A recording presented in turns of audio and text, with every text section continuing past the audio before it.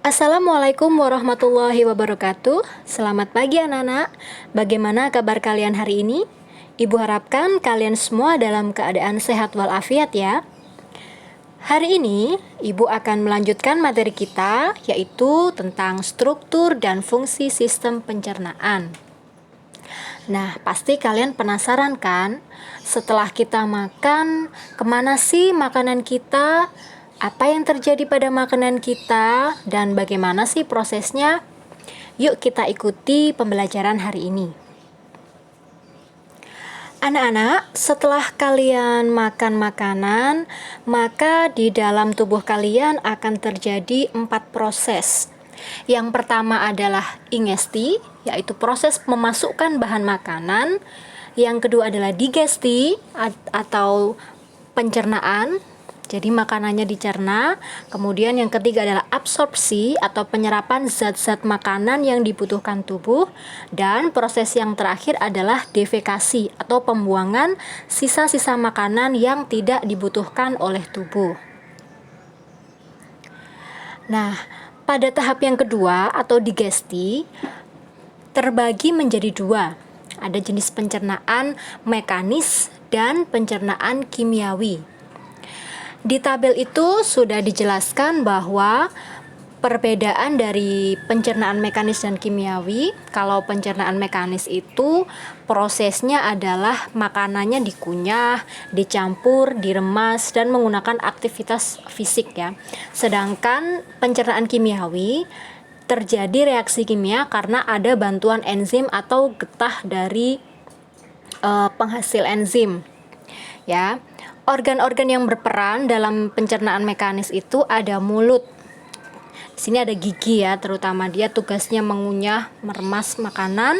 Kemudian ada kerongkongan ya, dan juga ketiga ada lambung. Sedangkan jenis pencernaan kimiawi, organ yang berperan adalah mulut, lambung, dan usus halus. Organ-organ pencernaan dibagi menjadi 2, yaitu saluran dan kelenjar.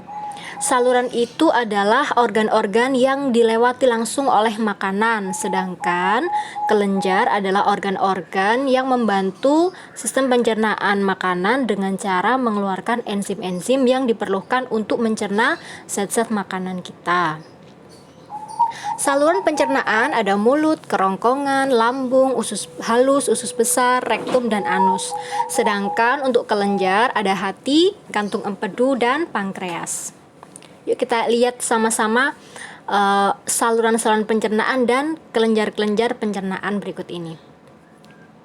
Yang pertama, saluran pencernaan ada mulut ya. Di dalam mulut ini terjadi proses pencernaan mekanis di mana ada 2 proses, yaitu ingesti, memasukkan makanan ke dalam mulut, dan digesti, pencernaan mekanisnya, yaitu dengan cara gigi, kemudian lidah mengunyah makanan kita dibantu dengan adanya air liur. Air liur dalam rongga mulut kita ada mukosa ya, jadi ada lendirnya. Lendir di sini fungsinya adalah sebagai antibakteri. Selain itu, air liur kita juga mengandung enzim amilase atau petialin yang fungsinya memecah amilum menjadi maltosa. Ya, jadi di sini terjadi 2 pencernaan sekaligus, yaitu pencernaan mekanis dan kimiawi karena ada enzim yang membantu. Setelah makanan itu lumat, halus, maka makanan itu menjadi suatu bahan yang kita sebut sebagai bolus ya, karena sudah halus dan lumat. Bolus itu akan bergerak menuju organ berikutnya. Apa organ berikutnya? Adalah kerongkongan. Jadi bolus ini masuk ke dalam kerongkongan.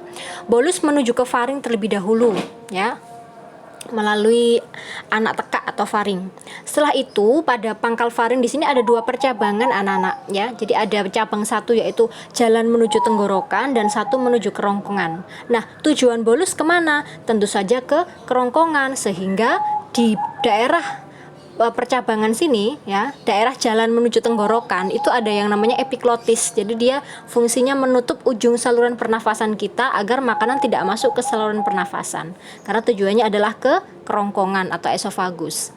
Nah, di dalam kerongkongan ini terjadi kontraksi atau gerakan otot-otot yang meremas makanan kita. Di sini gerakan tersebut diistilahkan dengan gerak peristaltik. Jadi dia gerakan meremas, mendorong bolus menuju ke tempat berikutnya, yaitu ke dalam lambung. Nah, makanan kita sudah sampai lambung. Ada apa saja yang terjadi di lambung? Di sini ada dua proses, yaitu pencernaan mekanis dan pencernaan kimiawi. Pencernaan mekanisnya terjadi karena otot lambung juga meremas bolus tadi. Pencernaan kimiawinya terjadi ketika makanan tersebut tercampur dengan getah lambung yang bernama HCl atau asam klorida. Di sini asam klorida, yang namanya asam ya, pasti pH-nya kecil ya, rendah. Di sini fungsi dari HCl adalah untuk membunuh kuman-kuman yang masuk bersama makanan kita. Selain HCl, lambung juga mengeluarkan enzim, yaitu enzim pepsin dan renin. Enzim pepsin fungsinya adalah memecah protein menjadi pepton. Kalau enzim renin fungsinya adalah mengendapkan kasein yang ada dalam susu. Nah, setelah kira-kira 2-4 jam di lambung, bolus kita sudah berubah jadi kimus atau bubur usus untuk menuju tempat selanjutnya, yaitu usus halus. Nah, di dalam usus halus ini terjadi penyerapan zat-zat makanan ya. Jadi ada 3 proses sebelum itu. Ada proses kimus yang bercampur dengan enzim-enzim, yaitu lipase, tripsin, dan amilase. Ini terjadi di duodenum atau usus 12 jari.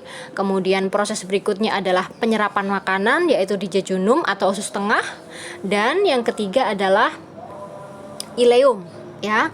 Di ileum ini sudah terjadi penyerapan zat makanannya, sudah diedarkan ya, sudah siap bukan siap, kalau siap-siapnya di jejunum, di ileum sudah diedarkan ke seluruh tubuh. Nah, di dalam usus halus ini terjadi pencernaan kimiawi, di mana ada enzim-enzim. Enzim-enzimnya antara lain ada enzim lipase yang berfungsi mencerna lemak menjadi asam lemak dan gliserol. Kemudian ada enzim tripsin mencerna protein menjadi polipeptida, dan enzim amilase yang berfungsi untuk mencerna amilum menjadi maltosa. Setelah dicampur enzim, kemudian makanan itu siap diserap, berada di jejunum, jalan, kemudian lanjut ke ileum. Nah, disinilah terjadi proses penyerapan makanan. Apa saja sih zat-zat yang diserap? Antara lain ada glukosa, vitamin, asam amino, dan mineral. Zat-zat itu kemudian menuju ke dalam hati, baru diedarkan melalui pembuluh darah. Nah, kalau ada kelebihan glukosa, maka dia akan disimpan dalam hati dalam bentuk glikogen. Nah, sudah semuanya terserap anak-anak. Lalu apakah semua zat-zat makanan itu diserap? Tidak ada sisa. Tentu ada sisa ya. Jadi sisa-sisa zat-zat yang tidak ikut diserap di dalam usus halus ini. Kemana perginya zat-zat yang tidak diserap oleh tubuh? Maka proses berikutnya kita menuju ke usus besar. Disinilah tempatnya zat-zat sisa yang tadi tidak diserap oleh usus halus. Zat-zat sisa itu bisa berupa air, bisa berupa selulosa atau serat ya. Di usus besar ini dia fungsinya juga untuk mengatur kadar air. Jadi kalau ada zat sisa itu berupa kelebihan air, maka usus besar akan menyerap. Sebaliknya, kalau zat-zat sisa makanan itu kekurangan air atau terlalu padat, maka usus besar akan mengeluarkan air. Di usus besar ini pula ada yang namanya bakteri Escherichia coli. Jadi dia membantu proses pembusukan pada sisa-sisa makanan kita. Nah, kalau sudah siap, sisa-sisa makanan dan gas itu akan keluar sebagai feses atau tinja melalui anus. Nah, selesai sudah perjalanan makanan kita. Nah, selanjutnya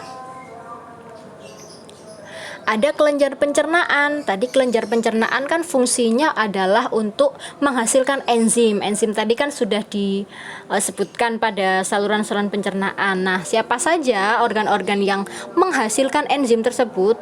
Ya, ada hati. Di sini hati dia memproduksi getah empedu. Getah empedu tadi diproduksi hati untuk disalurkan ke dalam usus halus. Nah, tadi enzimnya di situ ya. bercampurnya. Kemudian ada kantung empedu, di situ dia fungsinya untuk menyimpan getah empedu. Ya, kalau kalian lihat gambarnya, ya ini hati, kemudian ini kantung empedu, ini untuk menyimpan getah empedunya ada di sini. Kemudian ada yang namanya pankreas di sini yang berwarna kuning. Ini memproduksi hormon dan enzim seperti amilase, lipase dan tripsin. Ya, jadi ini kuning-kuning ini lipase ini mengeluarkan enzim itu, kemudian disalurkan ke usus halus untuk mencerna makanan. Nah, selesai sudah struktur dan fungsi pencernaan anak-anak.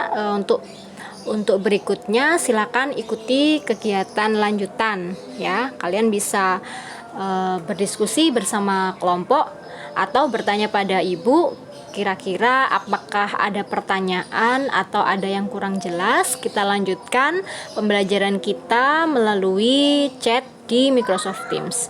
Terima kasih anak-anak atas perhatian kalian. Ibu akhiri, Assalamualaikum warahmatullahi wabarakatuh.